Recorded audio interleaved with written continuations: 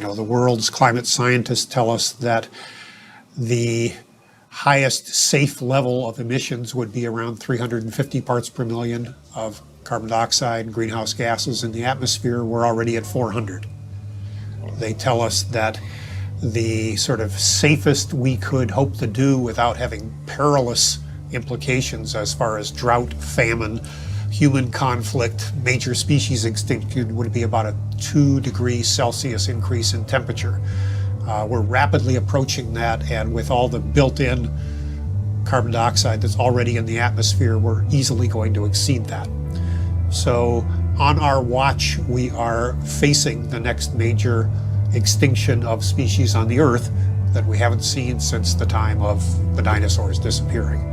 When whole countries go underwater because of sea level rise, when whole countries find that there's so much drought that they can't feed their population, and as a result they need to desperately migrate to another country or invade another country, we're going to have climate wars in the future.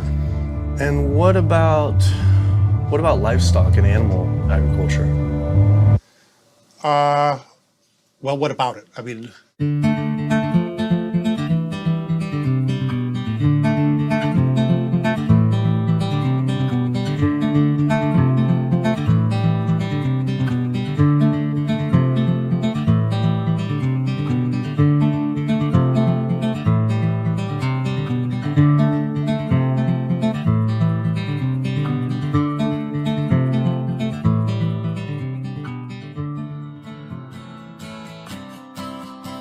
My name's Kip.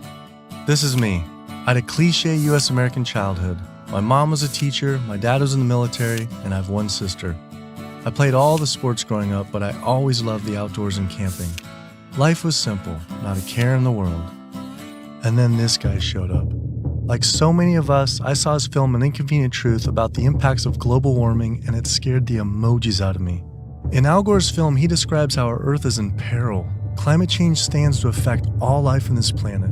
From monster storms, raging wildfires, record droughts, ice caps melting, acidification of the oceans, to entire countries going underwater. That could all be caused by humans' demands on the Earth. I wanted to do everything I could to help.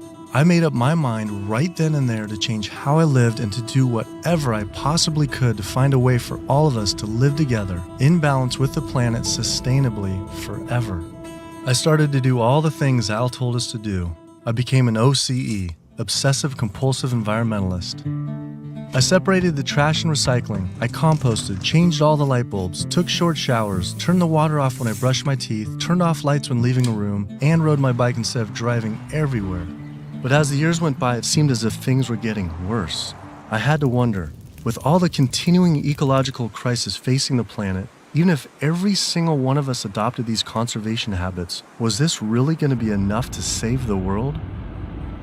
It just seemed that there was something more to the story.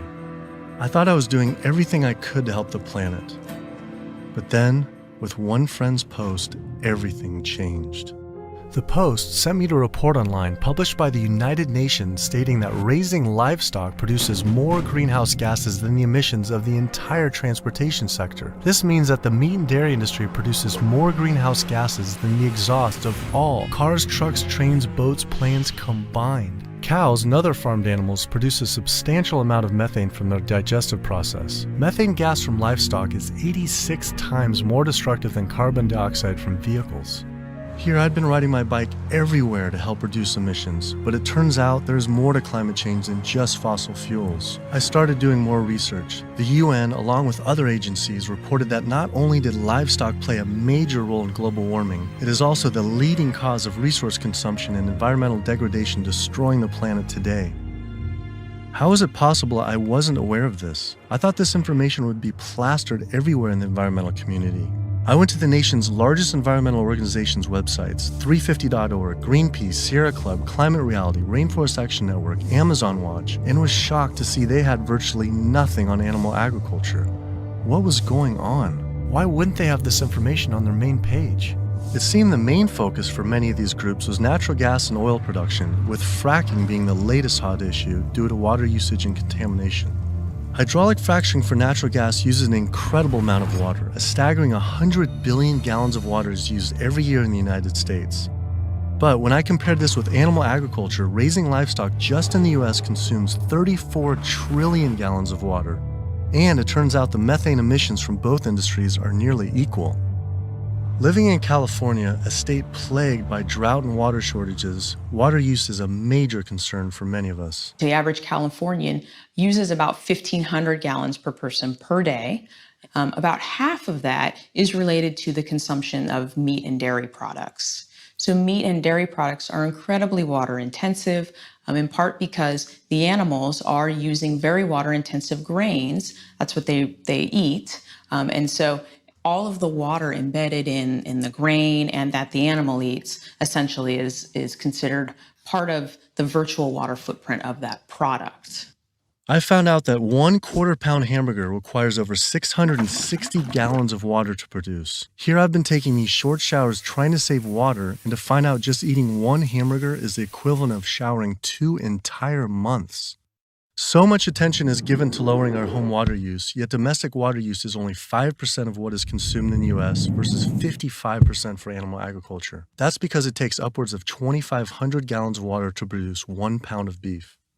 I went on the government's Department of Water Resources Save Our Water campaign, where it outlines behavior changes to help conserve our water, like using low-flow shower heads, efficient toilets, water-saving appliances, and fix leaky faucets and sprinkler heads, but nothing about animal agriculture. When I added up all the government's recommendations, I was saving 47 gallons a day. But still, that's not even close to the 660 gallons of water for just one burger. I wanted to see if I could somehow talk with the government about this. Just calling to see if we could schedule an interview. Yeah, that would be good. What does your schedule look like this afternoon or tomorrow afternoon? Tomorrow afternoon could be good.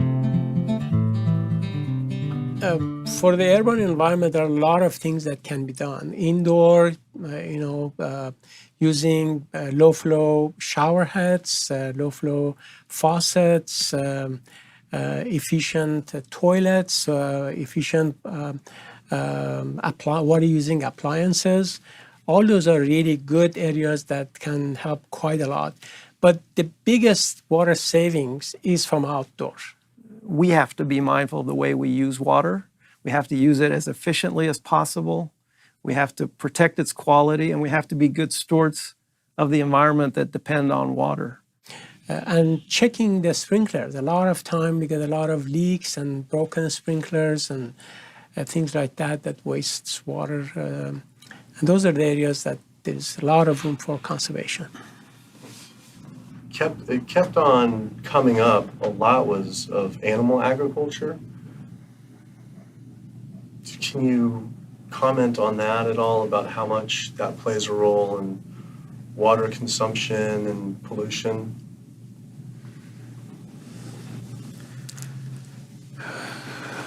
That's, that's not my area. There's one study that found that 1 pound of beef, 2,500 gallons of water. Yeah. Yeah. Eggs is 477 gallons of water, and cheese almost 900 gallons. I mean, I guess it's one simple, why isn't it on Save Our Water? Just, it's kind of like if you went to someone's house and my neighbor has a faucet, dripping, and then you see this giant hose turn full blast until 660 gallons of water are shooting out into the street, flooding the entire street. I think I would say, hey, turn that off, please. It seems like it's a huge thing that we could be doing by far more than anything else.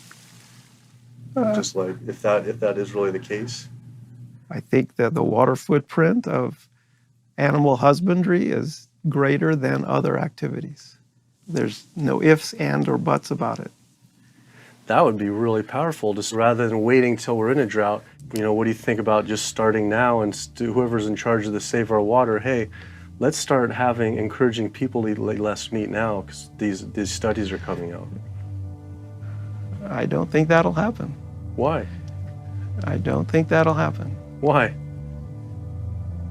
Because of the way government is set up here. That's interesting, though. Why though?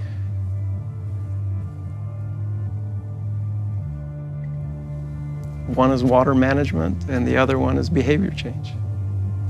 behavior of taking showers and not watering your lawn and doing all that, that's behavior. Yeah. Wow. Clearly, the government did not want to talk about this issue. Their inability to answer, along with the environmental organization's silence on the topic of animal agriculture, made it seem something more was going on. I started doing more investigating on the impacts of livestock and found out this situation was actually worse than I had thought. The transportation and energy sectors are understandably given a lot of attention because of the terrible impact carbon dioxide is having on our climate. But animal agriculture produces 65% of the world's nitrous oxide, a gas with a global warming potential 296 times greater than CO2 per pound. Yet all we hear about is fossil fuels. Energy-related CO2 emissions are expected to increase 20% by the year 2040. Yet emissions from agriculture are predicted to increase 80% by 2050. This devastating figure is mostly due to a projected global increase in meat and dairy consumption. According to two environmental specialists at the World Bank Group, using the global standard for measuring greenhouse gases, concluded that animal agriculture was responsible for 51% of human-caused climate change when the loss of carbon sinks, respiration, and methane are properly accounted for, which the UN study failed to address.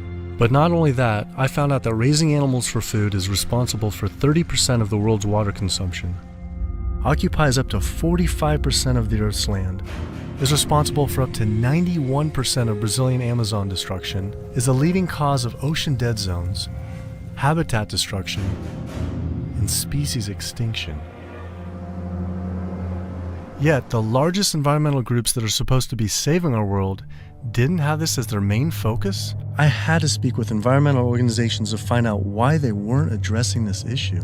I sent off dozens of emails, made call after call, spent hours on hold. Days became weeks and weeks became months, and for some reason, no one wanted to talk to me about this. So bizarre. I supported these organizations for so long and now was met with silence. I was, however, able to connect with a handful of environmental authors and advocates that were willing to address this issue. I took my old trusty van, Super Blue, out of retirement and hit the road. So my calculations are that without using any gas or oil or fuel ever again from this day forward, that we would still exceed our maximum carbon equivalent greenhouse gas emissions, the 565 gigatons, by the year 2030, without the electricity sector even, or energy sector even factored in the equation, all simply by raising and eating livestock. If you reduce the amount of methane emissions, the level in the atmosphere goes down fairly quickly and within decades, as opposed to CO2. If you reduce the emissions to the atmosphere, you don't really see a signal in the atmosphere for 100 years or so. It's an environmental disaster that's being ignored by the very people who should be championing. Deforestation, land use, water scarcity, the destabilization of communities, world hunger. The list doesn't stop. Free-living animals made up, 10,000 years ago, made up 99% of the biomass. And human beings, we only made up 1% of the biomass. Today, only 10,000 years later, which is really just a fraction of time, we human beings and the animals that we own as property make up 98% of the biomass. And wild, free-living animals make up only 2%. We've basically completely stolen the world, the earth, from free-living animals to use for ourselves and our cows and pigs and chickens and factory farm fish. And the oceans have been even more devastated. Concerned researchers of the loss of species agree that the primary cause of loss of species on our earth that we're witnessing is due to overgrazing and habitat loss from livestock production on land and by overfishing, which I call fishing, in our oceans. And we're in the middle of the largest mass extinction of species in 65 million years. The rainforest is being cut down at the rate of an acre per second. And the driving force behind all of this is animal agriculture, cutting down the forest to graze animals and to grow soybeans, genetically engineered soybeans to feed to the cows and pigs and chickens and factory farm fish. 91% of the loss of rainforest in the Amazon area thus far to date, 91% that's been destroyed is due to raising livestock. The leading cause of environmental destruction is animal agriculture. I just couldn't understand why the world's largest environmental organizations were not addressing this when their entire mission is to help protect the environment. But that's the thing too, is they say, use less coal, ride your bike. What about, eat less meat? Yeah. I think they focus grouped it and it's a political loser. In terms of, because they're membership organizations, a lot of them. They're looking to maximize the number of people making contributions, and if they get identified as being anti-meat or challenging people on their everyday habits, that's something that's so dear to people that it will hurt with their fundraising. They do not want to address the primary driving cause of environmental devastation, which is animal agriculture, because they're businesses and they want to make sure that they have a reliable source of funding. I went invited to a meeting with Al Gore and some years ago now, and made these methane arguments, and he was really pushed back. And that's just his argument. It's hard enough to get people to think about CO2. Don't confuse them.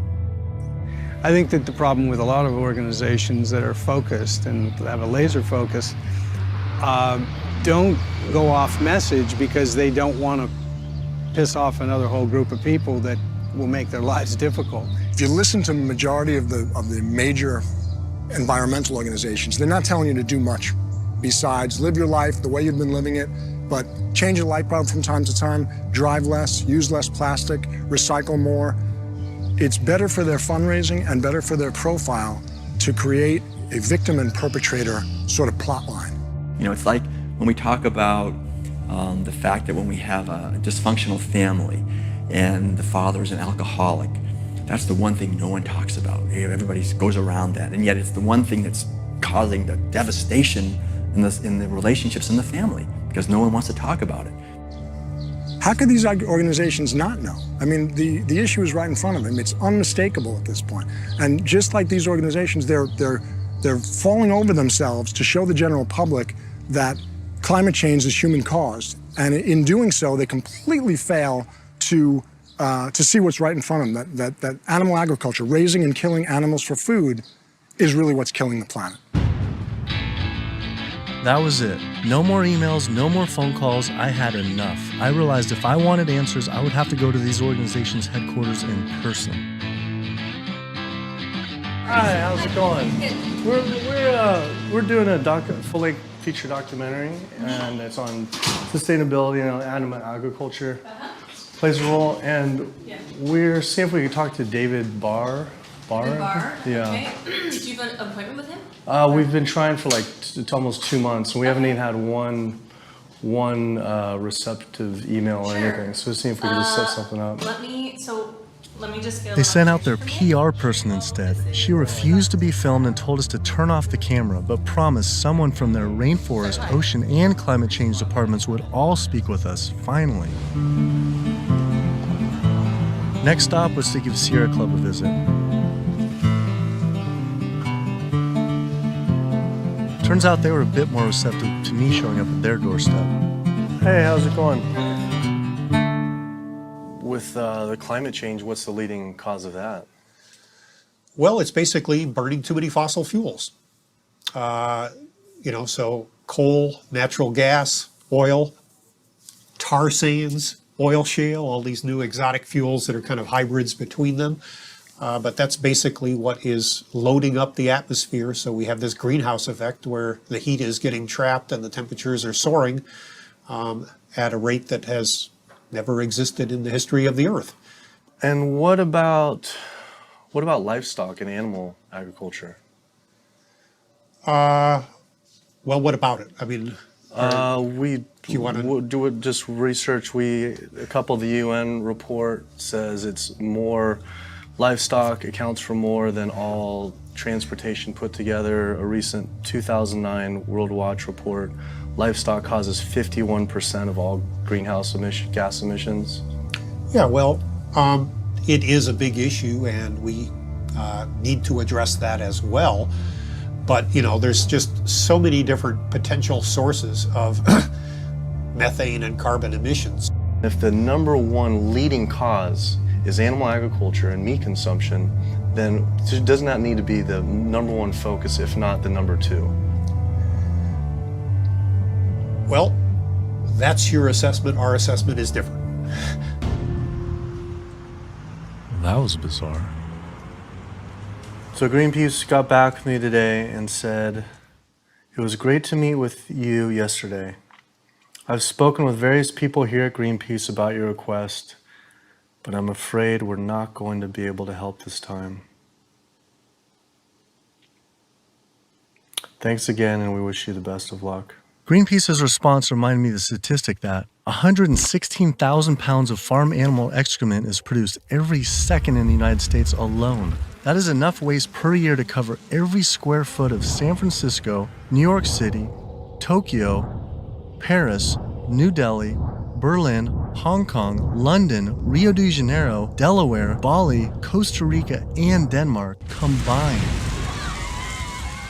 Livestock operations on land has caused created more than 500 nitrogen-flooded dead zones around the world in our oceans, comprise more than 95,000 square miles of areas completely devoid of life. So any meaningful discussion about the state of our oceans has to always begin by frank discussions about land-based animal agriculture, which is not what our conservation groups, Oceana being the largest one in the world right now, the most influential, as well as others, that's not what is at the apex of their discussions. I went on my favorite ocean protection organization's website, Surfrider Foundation, to see what they were doing about this. Mostly what I found were campaigns about plastic bags and trash, but nothing about animal agriculture. What is the number one coastal water quality issue polluter? I mean, a lot of it, it's actually, we call it the toxic cocktail, because it really is this sort of diffuse source. So it's, heavy metal from tires and brakes and cars, heavy metals. It is these herbicides and pesticides. So it's really it's kind of picking up the everything we leave on the ground and collecting it together and pushing it out into the ocean. So it's hard to actually target one thing. When we're doing our research on this particular one and runoff, and just kind of increasingly as we're interviewing more and more people, it keeps coming up. The animal agriculture as being, and we read animal agriculture as being the number one water polluter, considerably by more than any other. Yeah, that's interesting. I think, I guess it depends on the regions that you focus on, like the urban areas, which is sort of like where we are here in Southern California. We don't see that because there's not a lot of sort of agricultural farms. But if you look in the mid-Atlantic, sort of Maryland, Virginia, North Carolina, that region, I know there's a lot of poultry farms and a lot of hog farms, and it's a huge waste issue. I was surprised that not only did they not focus on farm runoff, but they also didn't mention any campaigns about how our oceans are in near collapse. The UN reported that 3/4 of the world's fisheries are overexploited, fully exploited, or significantly depleted due to overfishing. The oceans are under siege like never before, and marine environments are in trouble. And if we don't wake up and do something about it, we're going to see fishless oceans by the year 2048. That's the prediction from scientists. The fact that when people look at fishing, sometimes they're only looking at the fact of the animals who are actually consumed by humans, and we're not necessarily looking at all the animals who are caught in the drift nets, all the other animals who are killed in the industry. We're at over 28 billion animals were pulled out of the ocean last year. They're not ever given a chance to recover. They can't recover. They don't multiply that quickly. They don't come back. We're not giving them an opportunity. The way fishing is done today to feed the demand for 90 million tons of fish is primarily through massive fish nets. For every single pound of fish caught, there's up to 5 pounds of untargeted species trapped, such as dolphins, whales, sea turtles, and sharks, known as bykill. If we were to imagine this same sort of practice happening on the African savanna, targeting gazelle, but in the process scooping up every single lion, giraffe, ostrich, and elephant, nobody would stand for it. Yet, this is what is happening in our oceans every single day. Between 40 and 50 million sharks each year are killed in fishing lines and fishing nets as bykill. Then their fins might be cut off or not cut off, but they're caught initially as bykill. And it's from fishing. It's from fishing in a sustainable manner, in many cases, for fish that are labeled sustainable by for instance, Oceana and these sustainable certified organizations.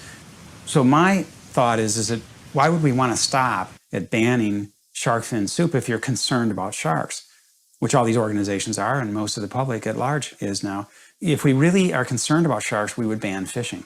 I went on the world's largest ocean conservation group's website, Oceana, to see what they were doing about this. On their site, along with a TED Talk by CEO Andy Sharpless, I was astounded to read they actually recommend that one of the best ways to help fish is to eat fish. With the world's fish population in near collapse, this seems like saying the best way to help endangered pandas is to eat pandas. I couldn't understand how Oceana could say we could remove close to 100 million tons of fish per year, and that could somehow be sustainable and good for our oceans. Many of the species that are nearing extinction have done so, are being ravaged and becoming nearly extinct in a declining fashion and haven't recovered on the watch of Oceana and on the watch of Marine Stewardship Council and very much on the watch of Monterey Bay Aquarium Seafood Watch, which I mentioned in one of my lectures. That's they're aptly named because that's what they're doing. They're sort of watching this happen instead of aggressively halting it. I mean, according to the United Nations Food and Agriculture Organization, roughly 3/4 of all the fisheries out there are either fully exploited or overexploited. So there's really not a whole lot of fish stocks out there that you might consider at healthy levels for the ecosystem. Watching Andy's TED Talk gave about feeding the world. In 1988, fish catch, as you mentioned, peaked at 85 million tons. How is it possible that we can sustainably catch 100 million tons by 2050, regardless if it's in a farm or if it's in the ocean? If for every pound of fish you're taking out, you're essentially taking out 5 pounds of wild fish, no matter whether it's a pond or it's in the ocean. How can that be sustainable?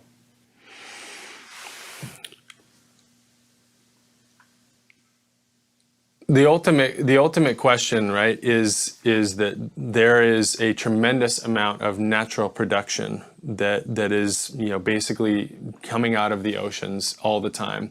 So we have a massive amount of upwelling from our ocean conveyor belt that's bringing up ancient 1,000-year-old nutrients, and our ecosystems are turning that into fish. Yes, they're eating each other, and you're losing some of that production every step up in the food chain, but you get more every year. You can fish and take some out, and next year there will be more.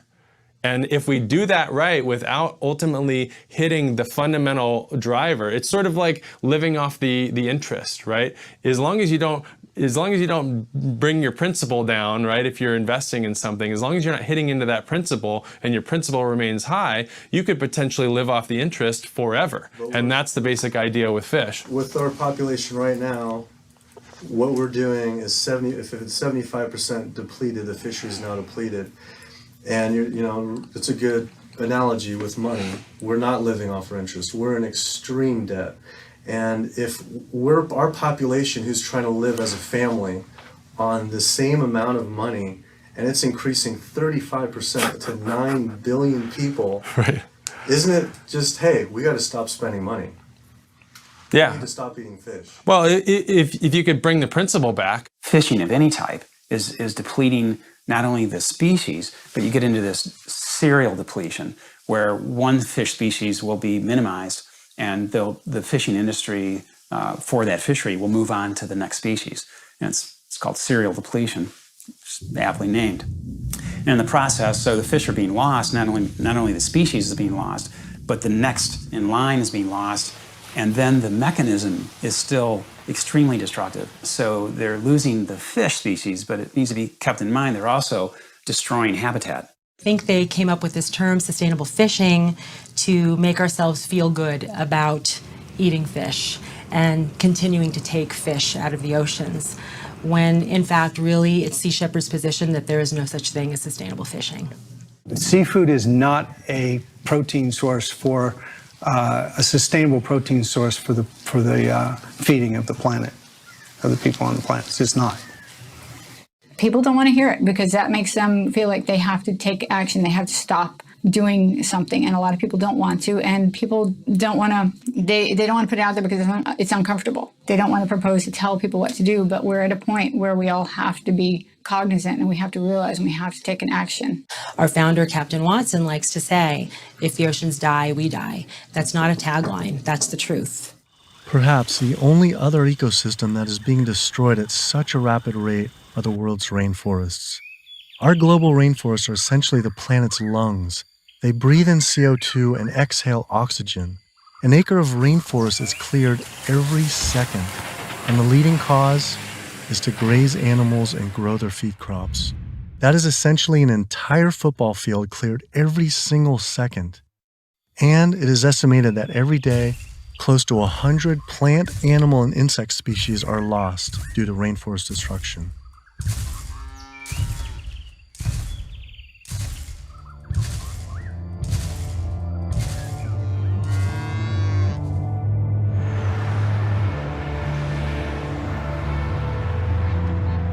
What is the leading cause, absolute leading cause of rainforest destruction? Human intervention into rainforests is the leading cause. And so it's either for logging or it's for agribusiness. And that's when you're looking at the top global drivers, it will vary a bit by the rainforest that you're talking about. But the way that we're choosing to use these natural resources on a large industrial scale is the leading driver. When I went on Rainforest Action Network's website, I couldn't believe I didn't see anything about cattle. But I did see they had a large campaign against palm oil. Palm oil plantations are causing tremendous deforestation in the Indonesian rainforest. It is estimated that palm oil is responsible for 26 million acres being cleared. Though, compared to livestock and their feed crops, they were responsible for 136 million acres of rainforest lost to date. But on their website, I was shocked to find cattle was not included as one of their 4 main key issues. Instead, they focused on palm, pulp and paper, coal, and tar sands? How could they not have the leading cause of rainforest destruction? I had to wonder, why focus on fossil fuels and not cattle? Is it more fossil fuels or is it more animal agriculture? I don't know why we would ever do a one or the other. I'm just wondering, what more is it? I don't necessarily know what it is. Could the executive director of one of the world's largest rainforest protection groups honestly not know what was going on? Or even worse, were they hiding it on purpose? And if so, why? I immediately went to Amazon Watch to see if they would say what the leading cause of rainforest destruction truly is. The most biologically and culturally diverse place on the planet is under massive attack right now. The Amazon rainforest itself could be gone in the matter of the next 10 years. What is the leading cause of rainforest destruction? The leading cause of rainforest destruction, I would say, well, just to put it into the context of what Amazon Watch works on, there's many drivers of deforestation, as we call them. Many different reasons and ways that rainforests are destroyed. The ones that cause the most damage and are the most widespread are mega projects, such as oil and gas pipelines, such as mining projects, such as mega dam projects. We're not talking about... I felt like I was going in circles with all these groups, as if I were stuck in some strange Cowspiracy twilight zone where no one could talk about cows. I couldn't believe these organizations just wouldn't say what the leading cause of rainforest destruction truly is. I had to ask one more time. It's hard to say what is a leading cause of deforestation of the Amazon because they're all destructive: oil and gas, mining, dams, agriculture. But in terms of land use, in terms of the amount of land that is destroyed by when we talk about, in comparison, all those different causes of deforestation, what is causing the most trees to fall, for example? I think it would definitely be agriculture. Unfortunately, one of the biggest causes of deforestation, definitely in the Brazilian Amazon, is agribusiness, cattle grazing, and soy production in particular. This is really what's going on. Mm-hmm. Why do you think that's like no Greenpeace or no one's really saying the whole story. The whole story about one of the main cause of deforestation. And I think you brought up some really good points about why isn't anybody doing anything about this? And I think in Brazil in particular, I think when we look at what happened after the forest code was passed, and people who were standing up against the lobbyists and the interests, the special interests, the cattle industry, the agribusiness industry, what was happening to them? A lot of people who were speaking out got killed. And if you look at, say Carlos, you look at Claudio, there's people who are putting themselves out there and saying, cattle ranching, is destroying the Amazon. A lot of those people who are really putting themselves out there, and look at Dorothy Stang, the nun who lived out in Pará, who was killed. A lot of people will speak up. A lot of people just keep their mouths shut because they don't want to be the next one with the bullet to their head. Sister Dorothy Stang was a U.S.-born nun living in the heart of the Brazilian rainforest. Her life's work was to protect the Amazon. She spoke out openly against the destruction of rainforests from cattle ranching for years. Walking home one night, she was brutally gunned down at point-blank range by a hired gun from the cattle industry.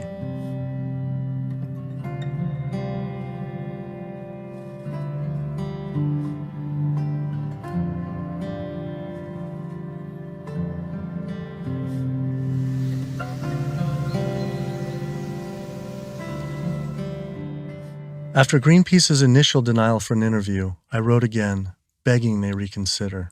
Greenpeace got back again and said again, I'm afraid we've explored the options here in terms of helping you and are not going to be able to be involved this time. You mentioned you were also speaking to Oceana. I'm sure they'll be able to give you some great quotes about ocean-related issues. Thanks again for thinking of us. Unbelievable. With Greenpeace unwilling to be interviewed, I had to find a different avenue for answers. There's something really fishy going on over there. Fortunately, I found a former Greenpeace board of director who now speaks openly about the industry. Environmental organizations, like other organizations, are not telling you the truth about what the world needs from us as a species. It's so frustrating when the information is right before their eyes. It's documented in peer-reviewed papers and journals. It's there for everybody to see, but the environmental organizations are refusing to act.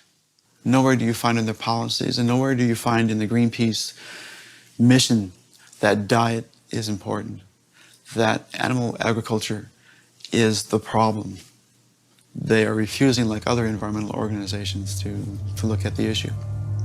The environmental community is failing us, and they're failing ecosystems.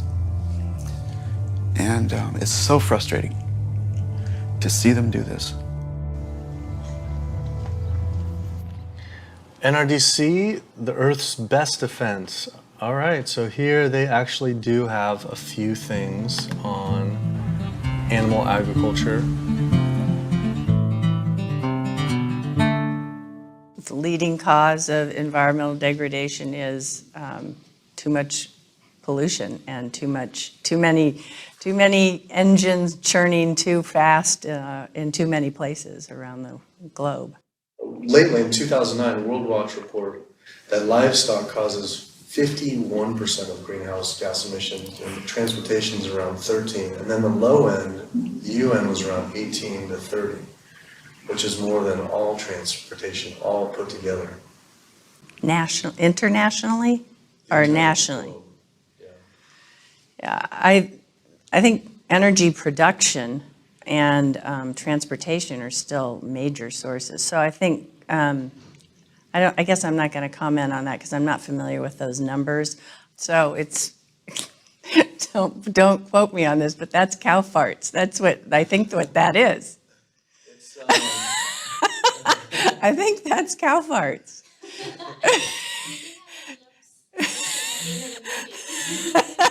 Well, that's part of the story. Methane production from cows and other livestock's flatulence is a major contributor, but mostly it is due to deforestation and the waste they produce. which is 130 times more waste than the entire human population, virtually all without the benefit of any waste treatment. NRDC absolutely, as I said, has a big food program. In fact, we just, every year we do the Growing Green Awards, and we recognize food innovators. And this last year, one of the awardees was a sustainable pork producer, actually, that doesn't use any antibiotics, and also the antibiotic use that industrial food production in the United States uses right now. Is, we're giving the majority of antibiotics in the United States are administered to healthy livestock. I wanted to visit one of these sustainable farms. I found the Market Guard grass-fed beef farm on the lush, misty California coast.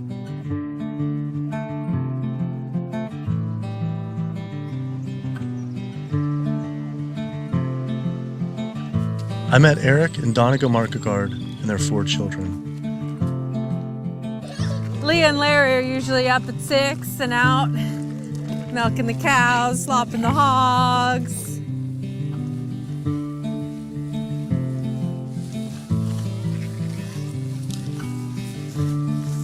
Altogether, we graze about 4,500 acres. And this is our home ranch. And this is 952 acres of that. On average, it's about 1 cow or cow and a calf per every 10 acres.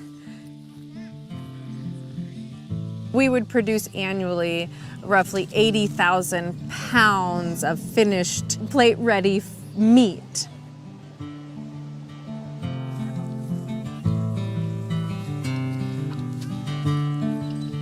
We keep about 10 pigs in roughly a 50-acre area, and we move them around in 10-acre pastures.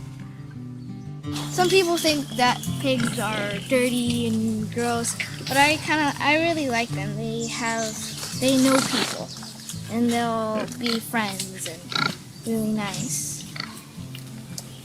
And they could be like your best friend, or could be like your sister. See? They know you when you get to know them. I mean, I shouldn't be bonding, but you have to have nice pigs. Why shouldn't you bond with them?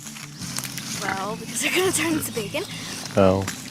But these pigs are about 7 months old now. That's it? Wow. So these bigger ones are getting ready to be killed. Those 2 smaller ones there, they could grow up a few more months. I love animals, and that's why I'm in the meat business. It's what more of society needs to see, is that packaged piece of meat is a living animal, living and breathing creature that, yeah, it's hard. It's hard. But like what Donegal said earlier, we do it because we love them. With the land use, there's anywhere between, with industrial, as low as 2 to 2.5 acres per cow, all the way up to some, depending, it's not as lush as this, up to 35 acres. Yeah, we have a ranch in South Dakota that's 50 acres. 50 acres per. Yeah, it's about 50 acres, yeah. And why is that? Same thing, it was just farmed and robbed of all the nitrogen, the land was abused. Seasonal, and right? It's also seasonal. Is it possible, and is it practical for the whole world to, say, have grass-fed cattle? In, like, say, Brazil, where 80%, supposedly 80% of the rainforest was destroyed for cattle. What are your thoughts on that? They shouldn't be eating beef. If their environment wasn't designed to raise beef, then they shouldn't be eating it. Yeah. How do you offset the carbon footprint of livestock?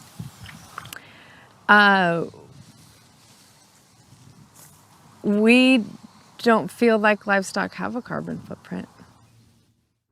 I left there feeling confused. And as far as grass-fed beef not having a carbon footprint, it actually sounded like it could make sense until I added up the numbers on land use and population. If we were to use the market guard model of raising animals, which requires 4,500 acres producing 80,000 pounds of meat, the average American eats 209 pounds of meat per year. If that was all grass-fed beef, only 382 people could be fed on their land. That equates to 11.7 acres per person times 314 million Americans, which equals 3.7 billion acres of grazing land. Unfortunately, there are only 1.9 billion acres in the U.S.'s lower 48 states. Currently, nearly half of all United States land is already dedicated to animal agriculture. If we were to switch over to grass-fed beef, it would require clearing every square inch of the United States, up into Canada, all of Central America, and well into South America. And this is just to feed the United States' demand on meat. But that figure doesn't even take into consideration that much of that land isn't suited to graze livestock. We would have to convert all mountain ranges to grassland, clear ancient forests and national parks to grazing, and demolish every city just to make room to graze cows. Just like Brazil, the United States isn't suited to meet the demands for meat. It takes 23 months for a grass-fed animal to grow to the point, to the size and age that it's slaughtered, whereas a grain-fed takes 15 months. So that's an additional 8 months of water use, land use, feed, waste, and in terms of a carbon footprint, it's a huge difference. Turns out, due to land use, grass-fed beef is more unsustainable than even factory farming. I had to come to terms with the fact there was no way to sustainably raise enough animals to feed the world's current demand on meat, and had my doubts on dairy as well. But I did want to talk with a premier organic dairy company to see if they believe their product was sustainable for the world's population. It requires a lot of inputs to produce milk. The feed, the water, the land, it does. And it may not be practical to expect that there can be enough dairy production produced in a sustainable way to feed the entire world. I just don't think that that's necessarily a given. I think it's maybe too much to expect that the world can be fed with dairy in a sustainable way. I don't know the answer, but common sense would say that's a long shot. I was shocked to hear such an honest answer. If this is what the dairy's CEO would say, I wonder what the farmer would claim. Based on their marketing, it seemed their farms were an oasis for cows.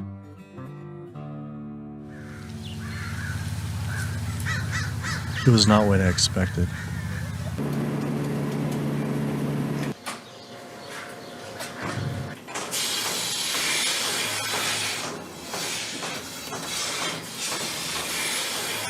Typically, a cow will eat 140 to 150 pounds of feed a day. 40 to 50 pounds of feed every day. And then she's also going to drink between 30 and 40 gallons of water. Probably go through about 20 tons per week. 20 tons of grain per week. Primarily for our milking cows, so about 250 cows. Yeah, so the biggest part of sustainability to me, the number one thing on the list should be profitability. So how the process completely works from start to finish is the cow needs to have a baby in order to give milk. And so she'll have her baby. That baby's going to stay with the mother for at least 2 days. The babies will go off to our calf raising facility, so they have an individual hutch that they'll be raised in. Since we're a dairy, it's only the girl cows that give us milk.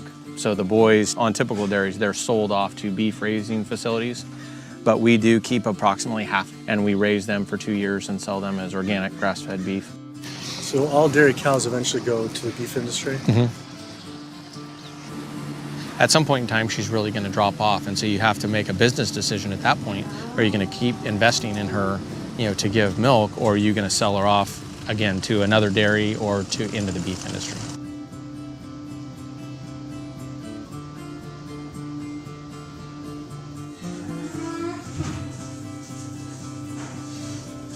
There's very few places on this planet that have this type of environment. But the demand on dairy-based protein in the world is only going to increase.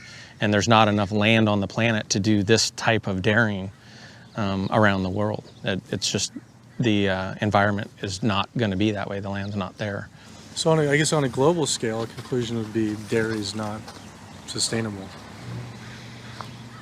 unless we start digging up houses and putting pastures back. And the only way to start digging up houses and development is to have less people. But we only know that population is going to continue to grow. So that means more commercial dairying, I'm sure. Either that or some low demand by the people. Yeah, or some other product's going to take its place. I mean, we see there's all sorts of soy milks and almond milk and a lot of other products that are coming out in different blends. Where you take juices and proteins, and I think you'll see a lot more of that. He was right. How could cow's milk be sustainable? For when 1 gallon of milk, it takes upwards of 1,000 gallons of water to produce.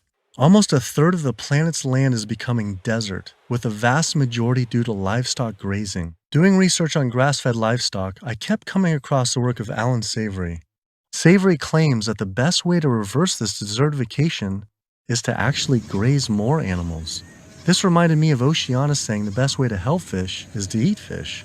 This is the same man, during the 1950s, working as a research officer for the game department of what is now Zimbabwe, came up with a theory that actually elephants were the cause of desertification there. And his solution was convincing the government to kill 40,000 elephants.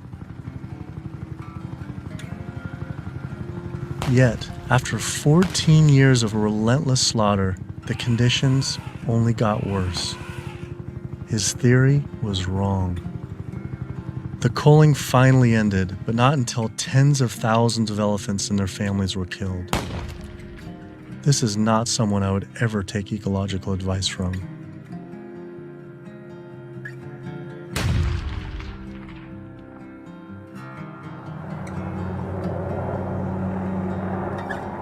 It turns out the cattle industry is having the same effect on wildlife in the United States. The government has been rounding up horses en masse, and we now have more wild horses and burros in government holding facility, 50,000 wild horses and burros in government holding facilities than we have free on the range. Basically, you have ranchers who get to graze on our public lands for a fraction of the going rate. So they're getting like this huge tax subsidy. It's about 1/15 of the going rate. And what the Bureau of Land Management has to do is say how much forage and water is on the land, and then they divvy it up. They give so much to the cows, so much to wildlife, and so much to the wild horses and burros. And what we see is the lion's share of the forage and water is going to the livestock industry. And then they scapegoat the horses and burros and say, oh, there are too many horses and burros, let's remove them. I always tell people that wild horses and burros are just one of the victims of the management of our public lands for livestock, because we also see the predator killing going on. We know wolves are now being targeted by ranchers to get rid of wolves. USDA has aircraft, and all they do is aerial gunning of predators. So all a rancher does is call up and say, I've got a coyote here. They'll come over and they'll shoot the coyote, or they'll shoot the mountain lion, or they'll shoot the bobcat. And this is all for ranching. In Washington State, after cattle were found to be attacked on public lands where they were grazing under permit, Washington State decided to kill the entire wedge pack of wolves.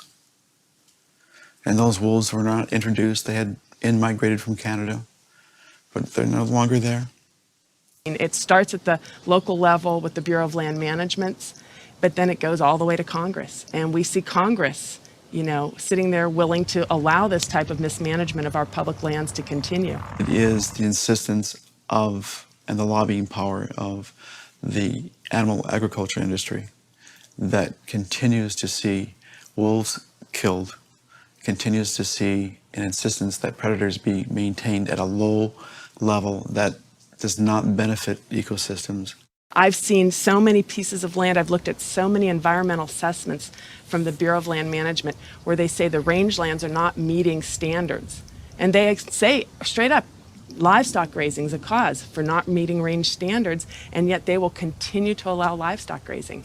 They're at the very core of making sure that cougars are treed by hounds, and that wolf packs are run down, and that hunting seasons are opened up year-round, and that traps are set so that they can suffer.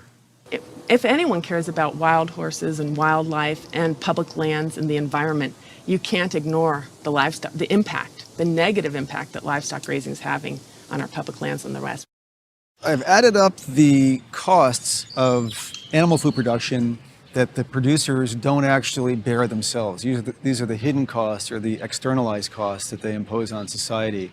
And those are in categories like healthcare, environmental damage, subsidies, damage to fisheries, and even cruelty. If you take those externalized costs, which are about $414 billion, if the meat and dairy industries were required to internalize those costs, if they had to bear those costs themselves, the costs of the retail prices of meat and dairy would skyrocket. So a $5 carton of eggs would go to $13. A $4 Big Mac would go to $11. Whether you eat meat or not, whether you're an omnivore or an herbivore, you are paying part of the costs of somebody else's consumption. So that when somebody goes into a McDonald's and buys a Big Mac for $4, there's another $7 of costs that's imposed on society. I'm paying that. You're paying that, whether you eat meat or not. When you really look at who's benefiting and who's lobbied for this system of agriculture, it's the largest food producers in the country and the largest meat producers. And once they become so large and wealthy, then they can dictate the federal policies around producing food because they have so much political power. I knew I needed to talk to an animal agriculture lobby group to see what they had to say. If they could silence the government, are they influencing and possibly have connections to these environmental groups as well? Animal Agriculture Alliance, one of the biggest livestock lobby groups in America, has agreed to an interview. Greenpeace won't give us an interview, but Animal Agriculture Alliance has agreed to an interview. Now that is saying something. People hear the word GMOs and that's a really scary term. And again, I think agriculture has kind of struggled to explain what that means. But in reality, what we've done is to use technology to make advancements in how we raise crops and how we raise animals. We're not going to feed the world, going back to how it was 100 years ago where all the animals were, pasture fed. We didn't just move animals inside and just implement these large vertically integrated systems because of sustainability. It certainly reduces the environmental impact while improving animal well-being and food safety. So they're saying that animals like it just as much being inside, say the chickens and the cows like being just as much inside as pasture grass-fed? In a lot of cases, it's been a significant improvement in their well-being, just in terms of the amount of care they can get, individualized care. Does the meat and dairy industry ever support or donate to environmental nonprofits? I don't know that I would want to comment on that. Yeah, I don't. I don't know. I don't know that we would know what they donate to or don't donate to. Does meat and dairy industry ever support or donate to, say, Greenpeace? Again, I don't know that I would feel comfortable. Hey, sorry we didn't get back to you earlier. I have some bad news. Unfortunately, we are no longer able to fund your film project. We had a meeting, and due to the growing controversial subject matter, we have some concerns and have to pull out. Why was this subject so controversial? The first person I could think to speak with was Howard Lyman, who had been sued by cattlemen for simply speaking the truth about animal agriculture on the Oprah Winfrey Show. I was born on the largest dairy farm in the state of Montana in 1938. Grew up my entire life on a livestock farm, went to Montana State University, got a degree in agriculture, came back and started a mega agriculture endeavor where I had 10,000 acres of crop, 7,000 head of cattle, and about 30 employees. So I spent 45 years of my life in animal agriculture, and so I've been there, done that. When I was on the Oprah show, we had the food disparagement law. Now, the food disparagement law, in my opinion, was unconstitutional, but what it basically said, that it was against the law to say something you knew to be false about a perishable commodity. I didn't say anything on the Oprah show I thought to be false. I went there and told the truth. Now, it took 5 years and hundreds of thousands of dollars to end up extricating myself from the suits from the cattle industry. But if I was to go on the Oprah show today, say exactly the same thing today that I said back then, I would be guilty. And for me, when they were talking about the food disparagement law, it was the fact of whether I told the truth or not. You can go today and tell the truth, and you will be guilty, because if you cause a disruption in the profits of the animal industry, you're guilty under the Patriot Act. Do you think there should be any concern of us making this documentary? Of course.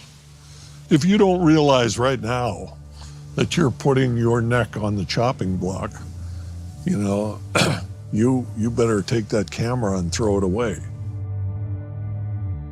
The animal agriculture industry is one of the most powerful industries on the planet. I think most people in this country are aware of the influence of money and industry on politics, and we really see that clearly on display with this industry in particular. Most people would be shocked to learn that animal rights and environmental activists are the #1 domestic terrorism threat, according to the FBI. And why is that? It's a difficult question to answer, why these groups are at the top of the FBI's priorities. I think a big part of it is that they, more than really any other social movements today, are directly threatening corporate profits. You know, when we try to find out how factory farms and how animal agriculture is polluting the environment, they try to claim exemptions to that information, either under national security terms or public safety, trademark issues, business. It's a business secret. We've seen all these attempts to keep people in the dark about what they're actually doing. You know, one of the largest industries on the planet with the biggest environmental impact, trying to keep us in the dark about how it's operating. Through the Freedom of Information Act, we obtained documents from the Counterterrorism Unit that show they are monitoring my lectures, media interviews like this one, my website, my book. Are we at risk filming this and showing it? You're going up against people that have massive legal resources. I mean, it's just overwhelming, the amount of money at their disposal, and you have nothing. And I think that fear is a big part of the tactic as well. Will was right. I was scared. When I learned about the activists being killed in Brazil, I was disturbed, but I felt removed. But to learn about American activists and journalists being targeted by the industry and FBI, my funding being dropped, I was genuinely worried and it hit close to home. Was this why no one was willing to talk about the issue? I decided to take precautionary measures with all the footage I shot.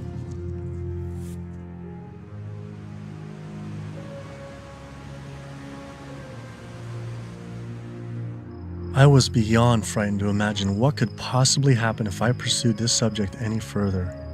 It seemed the only decision to make was to put down the cameras and walk away.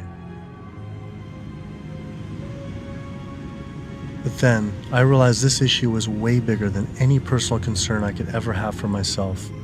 This was about all life on Earth hanging in the balance of our actions, and that you either live for something or die for nothing. And I actually had no choice all along. I decided then to surrender not to fear from a secret, but rather to a cause towards truth. I couldn't be like these environmental organizations and sit silently while the planet was being eaten alive right in front of our eyes. I had to stand up and continue on.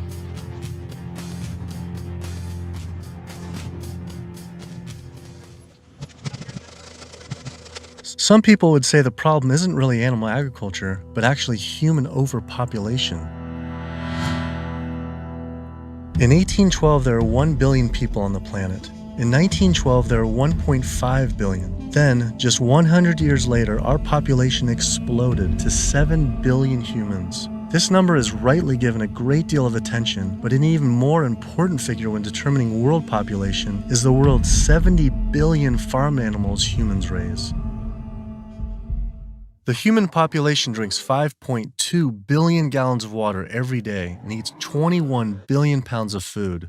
But just the world's 1.5 billion cows alone drink 45 billion gallons of water every day and eat 135 billion pounds of food. This isn't so much a human population issue, it's a human eating animals population issue. Environmental organizations not addressing this is like health organizations trying to stop lung cancer without addressing cigarette smoking. But instead of secondhand smoking, it's secondhand eating, which affects the entire planet. We have roughly 1 billion people starving every single day. Worldwide, 50% of the grain and legumes that we're growing, we're feeding to animals.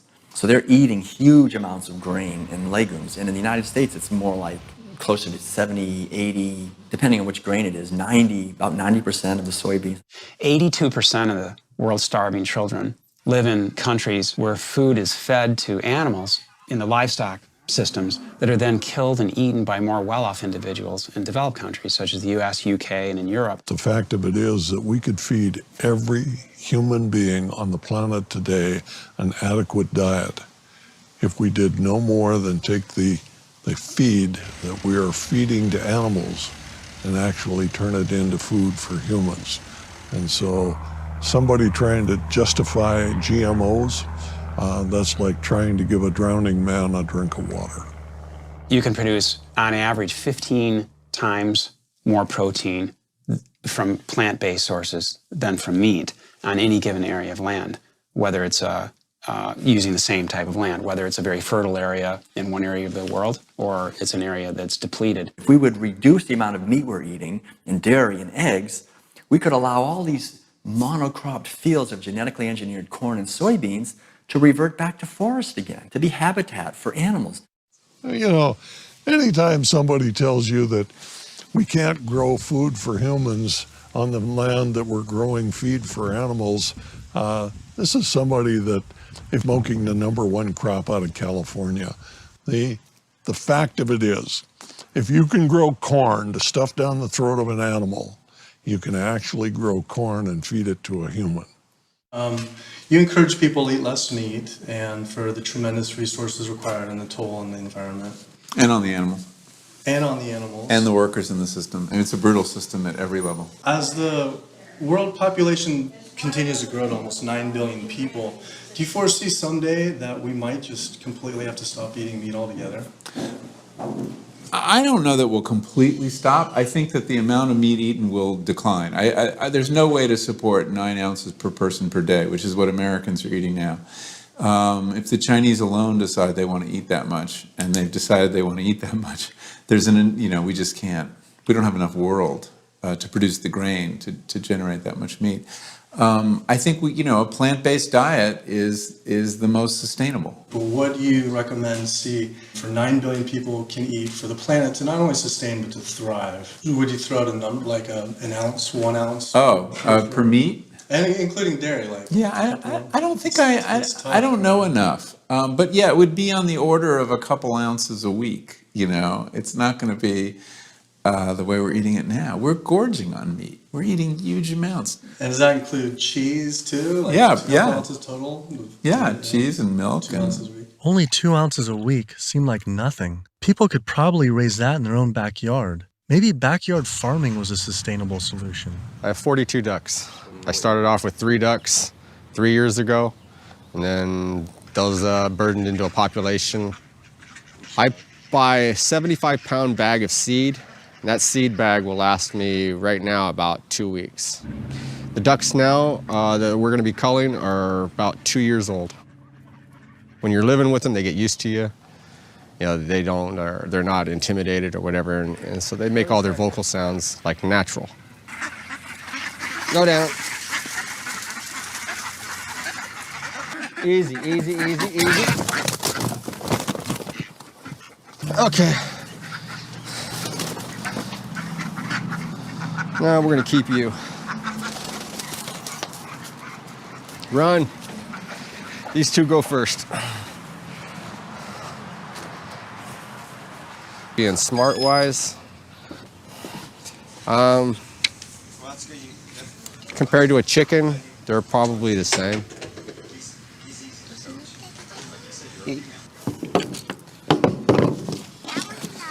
Yeah, he is. Alrighty. Okay. Right there.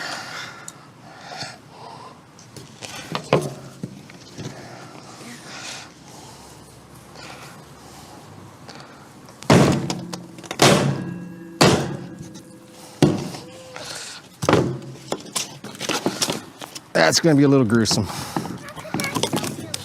How could that still be alive? They're not. That's nerves, a nerve reaction. 5 years old or something like that, I think it was the first time my dad came out and made us watch as we did rabbits.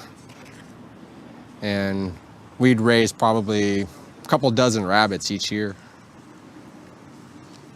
And then we would take those rabbits and skin them and clean them up and keep them for food. As a young kid, I was kind of, I don't want to say it was hard, but it was kind of, from my memory,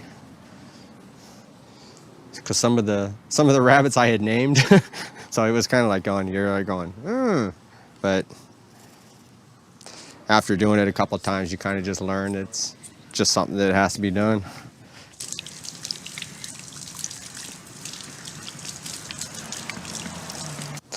Not the fingers.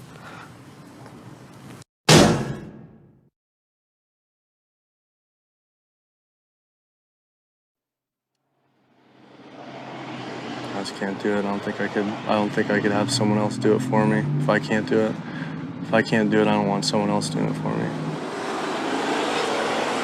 And then sustainability, for sustainability, 75 pounds is 2 pounds per, so it's a pound per week per duck. 52 weeks, 110, so it's 110 pounds of food for 1 to 1.5 pound of meat. So on a sustainability issue, it's 100 to 1. And that grain gets, who knows where that grain comes from. But I mean, when it gets to this point, it's not even about sustainability. It was just, I don't feel real good inside. It's the first time I've ever seen that. So, kind of, yeah. I had been so caught up in the destruction caused by animal agriculture, I realized I had never truly dwelled on the obvious reality that every one of these animals was killed. It was always a disconnected, abstract fact of eating meat, but when it became personal, face to face, the story changed. I had already scheduled weeks in advance to film another backyard slaughter of a chicken that stopped producing eggs. I didn't know how I was going to possibly go through another slaughter. So I didn't.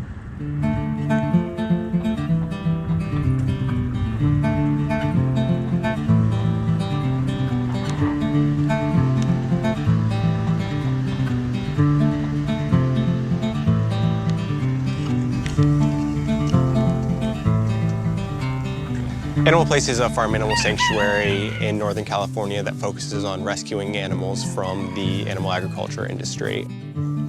A lot of people don't realize that meat breed chickens, like this guy behind us, they're generally slaughtered at about 42 days old, whereas chickens that are bred for egg production are killed when their productivity starts to decrease, when they start laying less eggs. And that generally happens about 18 months to 20 months. It doesn't matter if you buy caged eggs from hens on cage-free farms or free-range farms or pasture-based farms. Hi, Carol. It doesn't matter. It turns out there's a successful movement of sustainable animal alternative food producers based right here in California, funded by big names like Bill Gates and Biz Stone. When you imagine all those egg-laying hens eating all that soy and all that corn, you have an energy conversion ratio at about 38 to 1. Whereas alternatively, you can find plants. And you can grow those plants and you can convert those plants into food. And the energy conversion ratio for the plants that we're using to replace the eggs is about 2 to 1 compared to 38 to 1 for eggs. So our explicit goal is to have the maximum amount of impact by creating this new model that makes the global egg industry entirely obsolete. We're making the Omega products and proving that we can make better tasting food that's great for you, and it takes 1/20th of the land and resources that dairy do. If I could tell you that you could have the fiber structure of meat, the satiating bite of meat, the protein, and all the nutritional benefits of meat without actually having animal protein itself. And by doing that, you could address climate change. You could address the human health epidemics that we're seeing. You could address animal welfare, and you could address natural resource conservation. Would you make the change? But what if people just ate less animal products, like going meatless on Mondays? When you go meatless on Monday, if you ascribe to that campaign, you're essentially contributing to climate change, pollution, depletion of our planet's resources, and your own health, then on only 6 days of the week instead of 7. You're creating a false justification, clearly a false sense of justification for what you're doing on those other 6 days of the week. So in other words, we really shouldn't be resting on our laurels of what you do right only 1/7 of the time. You can't be an environmentalist and eat animal products, period. Kid yourself if you want. If you want to feed your addiction, so be it. But don't call yourself an environmentalist. I knew I had to stop eating all animal products. I wanted to help the planet be sustainable, but I needed to sustain myself. I had doubts about being healthy and not eating meat, dairy, and eggs. All I knew was a standard American diet I grew up on. Is it even possible to be a healthy vegetarian or vegan? Is it possible to be a healthy vegetarian or vegan? I became vegan for, 32 years ago now, and I run several miles every day. I go biking 40, 50 miles through the countryside. I work long hours. I feel great. It's nice waking up in a light, trim body every day. And so many of my vegan friends and patients, are just, they're thriving since their transition to a vegan diet. So yes, and I've seen vegan moms go through healthy vegan pregnancies and deliver healthy vegan children and raise them into tall, full-size, intelligent vegan adults. And yes, certainly all the nutrients are there in the plant kingdom to do this. That is correct. Think anyone should be consuming dairy? I really don't. When you think about it, the purpose of cow's milk, I did most of my growing up on a dairy farm in Wisconsin. The purpose of cow's milk is to turn a 65-pound calf into a 400-pound cow as rapidly as possible. Cow's milk is baby calf growth fluid. That's what this stuff is. Everything in that white liquid, the hormones, the lipids, the proteins, the sodium, the growth factors, the IGF, every one of those is meant to blow that calf up to a great big cow, or it wouldn't be there. And whether you pour it on your cereal as a liquid, whether you clot it into yogurt, whether you it into cheese, whether you freeze it into ice cream, it's baby calf growth fluid. And women eat it, and it stimulates their tissues, and it gives women breast lumps. It makes the uterus get big, and they get fibroids, and they bleed, and they get hysterectomies, and they need mammograms, and gives guys man boobs. Cow's milk is the lactation secretions of a large bovine mammal who just had a baby. It's for baby calves. I tell my patients, go look in the mirror. Do you have big ears? Do you have a tail? Are you a baby calf? If you're not, don't be eating baby calf growth fluid in any level. There's nothing in it people need. It was a relief to hear I didn't have to eat any animal products to be healthy and even thrive. But I still thought you needed animal manure to grow organic agriculture. It turns out there's an entire movement with people growing food without any animal inputs. I visited Earthworks Urban Farm in Detroit, where they are working with and growing food for the low-income community. We tend to see ourselves as individuals in a bubble, and forget that we inhabit this land and this earth with other creatures. And so we have to learn how to share more, I guess. Jaws here is working on his garden. You'll be surprised what you can do with what seems to be not a lot of space. About a 4x8. Yeah. What's your goal this year? How much do you think you can maximize that? I would push for 100 at least. 100 pounds? At least. Wow. That's amazing. So. The 1 full year after this was constructed, we doubled our yield to over 14,000 pounds of food. 14,000 pounds? On Yeah. About how many acres? About 2.5. So as much food as we produce and we grow, or the earth helps us grow, is we also have to return those nutrients back to the soil. So we like to think of our work as being regenerative, that we're putting as much life-giving substance in the ground as we're taking out. So just kind of healthier and safer to use vegetarian or vegetable composting and stuff? Yeah, that's what we found. But also because it takes less time, it's a lot easier to manage. A lot easier, yeah. Yeah. And the soil is just as rich? No. Yeah, absolutely. Not only is it the organic more compassionate, it's also more efficient. And in a society with this many billions of people, we need to be as efficient as possible. Some people might go back and say, if we embrace this primitive approach of only wild animals everywhere, and we go back to like a hunter-gatherer system, that sounds great. But that was 10 million people on the entire continent. Maybe a little bit more, a little bit less, no one really knows. Today, now, we have what? We have 320 million in the US, 25 million in Canada, another 100 and so many million in Mexico. So North America is up to almost 450 million people. Trying to figure out a way to bring animal agriculture in balance with 450 million hungry people is impossible. This is amazing. I didn't believe it when I first learned it, but 216,000 more people are born to the planet every day. Every day. It's extraordinary. But what's really extraordinary is you need, per day, 34,000 new acres of farmable land. It's not happening. To feed a person on an all-plant-based vegan diet for a year requires just 1/6 of an acre of land. To feed that same person on a vegetarian diet that includes eggs and dairy requires 3 times as much land. To feed an average U.S. citizen's high-consumption diet of meat, dairy, and eggs requires 18 times as much land. This is because you can produce 37,000 pounds of vegetables on 1.5 acres, but only 375 pounds of meat on that same plot of land. A high-consuming meat-eating Californian saves 1.4 tons of CO2 equivalent per year by removing beef from their diet. They save 1.6 tons by going vegetarian and 1.8 tons by going vegan. This is more than switching to solar power for your home or driving a hybrid car. Only switching to an electric vehicle saves more, which still though few can afford. But unlike an electric vehicle, the savings don't end with greenhouse gases. A vegan diet produces half as much CO2 as an American omnivore, uses 1/11th the amount of fossil fuels, 1/13th the amount of water, and 1/18th of the amount of land. After adding this all up, I realized I had the choice every single day to save over 1,100 gallons of water, 45 pounds of grain, 30 square feet of forested land, the equivalent of 10 pounds of CO2, and one animal's life, every single day. If we all, as a society, did go vegan, and we moved away from eating animal foods and toward a plant-based diet, well, what would happen?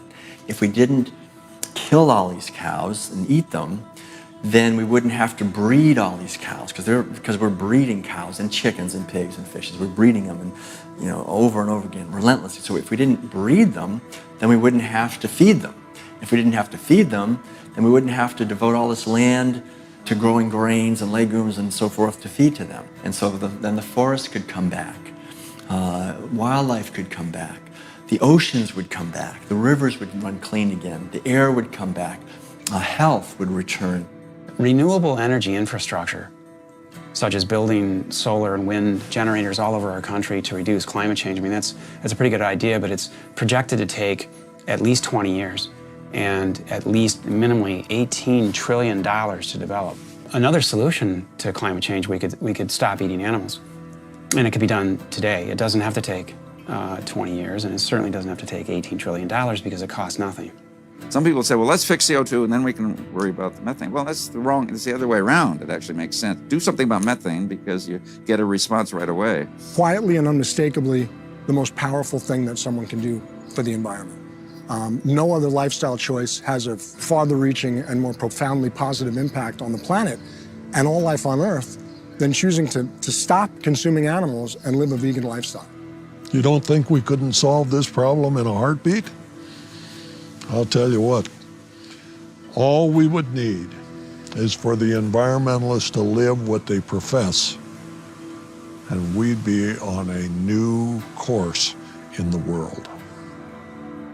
We will not succeed until we stop animal agriculture. And by succeed, I mean we will not save ecosystems to the extent necessary. We will not have enough food for people around the planet. We will not stop global warming. We will not stop pollution and the dead zones that run off all the fields of corn and soy that are grown to feed livestock. And we will not stop the hunting of wolves and other predators. Now, organic farming is one major positive step in the right direction, but we need to keep walking. We need to get beyond organics. We need to get to sustainability. When you take the animal out, well, you also take the greenhouse gas issue out, and you take the food safety issues out, and you take some of the other externalities related to food scarcity out. But one thing that's amazing is, I think you put our values back in. You put values like compassion and integrity and kindness, values that are natural to human beings. You put that in. You build that back into the story of our food. And I think as this begins to progress, I think it also helps people to pause before they eat that egg, before they eat that steak, before they eat that chicken nugget, and ask themselves, is that really what they want? Or do they actually want something more? I had to come to the full conclusion the only way to sustainably and ethically live on this planet with 7 billion other people is to live an entirely plant-based vegan diet. I decided instead of eating others, to eat for others. At first, like these environmental groups, I was afraid of what it'd mean to change, but now I embrace it. All this talk about sustainability sounded like our planet was on some sort of life support, and I don't want her to simply survive or to sustain, but to thrive. Life today is not about sustainability, it's about thrivability. She's given so much to us for so long, it was time to give back. 108% of everything we have. It felt good. It was in alignment. And we see this movement not just about providing cheaper, inexpensive food that everyone can have, but also a spiritual move. A move towards understanding who we really are and how we can really connect to each other. Do what you can do as well as you can do it every day of your life, and you will end up dying one of the happiest individuals that ever died. We become part of a gathering momentum of other people. It's happening. This is really what's happening. This is the news. Selflessness is a nice way to be. It has all these benefits for yourself as well as the planet and other people. So it's a beautiful way to live. Ecologically, it just feels better. This is about massively transforming how our society eats because it's a necessity. It's acting on what we know and acting kindly and gently on the whole planet and with other people to accomplish the goals of living better. We can do it, but we have to choose to do it. You can change the world. You must change the world.